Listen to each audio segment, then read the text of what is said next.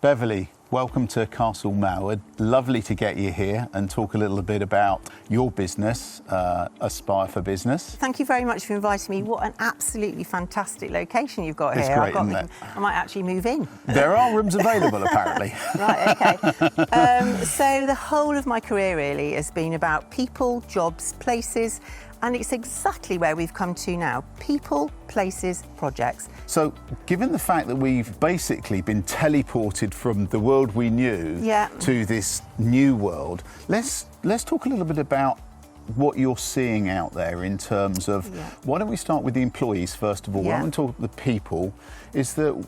What's your perception of how people are coping, and where do you see the challenges with those people? So people-wise, it's a perfect opportunity, I think, for companies to really embrace the people, places and project thing. Is the people make the business, the places they're going to be working and the projects that they need to be working on. No better time to profile the staff, find out where their skills are, and the all-important question is, what do you want to happen in this role? You know, if we're going to have so much time working at home, not everybody can self-manage, which is... And that's come to the fore, hasn't it, really, is that it falls into two categories. Those people that seem to be able to work pretty well on their own and at home, and people that have struggled a bit. So obviously, Beverley, there's been a complete shift in terms of, 3 months ago, people were in a particular perspective, we're now in a completely different place. Talk a little bit about that, and obviously from a psychology perspective, your insight to that, you're obviously being able to pick up things that mere mortals like us don't. I'm only mere mortal myself, right. So a lot of what I do with companies is very much based around their people and looking at their profiles and making sure that the people that are sort of a more red squared are sort of, the people that are up front, they're making those decisions, but aren't necessarily the best people to do, the sort of the managerial role in this situation. In terms of people and structure, there are a lot of pieces of software out there at the moment as well, and one that I love is A Better Place to Work, which sort of is very self-managing for people, but it means nobody loses their voice. Somebody was saying the other day about a 4-day week, or changing people around in, sort of different structures within, coming in 2 days a week, working from home 2 days a week. We've got just a great opportunity. And I want to talk a little bit and get a little bit deeper with you from a mental health perspective. I know that we both have been tagging and posting stuff on mental health with Mental Health Week. Rishi Sunak has said that obviously the furlough will go down.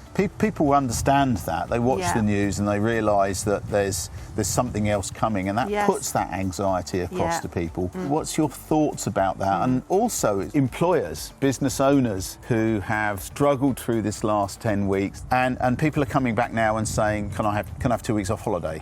There's a huge amount of stress on actually both sides of the equation. Yeah, there is. Absolutely. Do you know what? I'm really a resilient person, and people often say to me, but you do so much. And like yourself, Steve, running a business, and I retain people as well, is you've got to look after those people, and it hasn't been easy, has it? But we've got this two points there. You've got stress and you've got mental health. And mental health is like your physical health. So some days you get up and your back hurts or your knee twitches or whatever it is you do, and your head works in exactly the same way.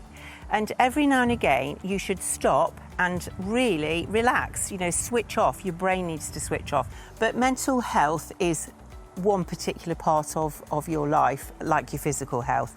So mental ill health can be anything from postnatal depression, something to do with a relationship at home, and certainly with the situation that we've got at the moment where people are having to work with their families at home. Massive change. So mental ill health can come out of all of those things.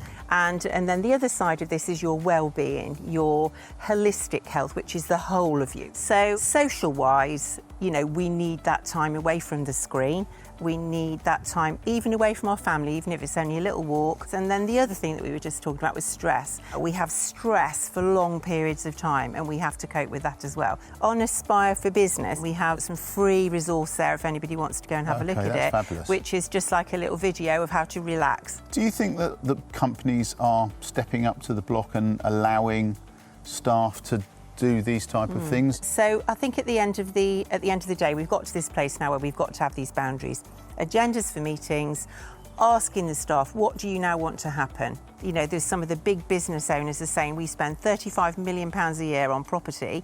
You know, we're going to start drawing that in a little bit, maybe working from home a little bit and investing in our people. So how can we actually do that? So Beverley, we're getting towards the end of our time now. So it's been absolutely a pleasure talking to you. Thank you very much for coming. Oh, it's been a pleasure as well, Steve. It's always lovely to talk to you. Thank you.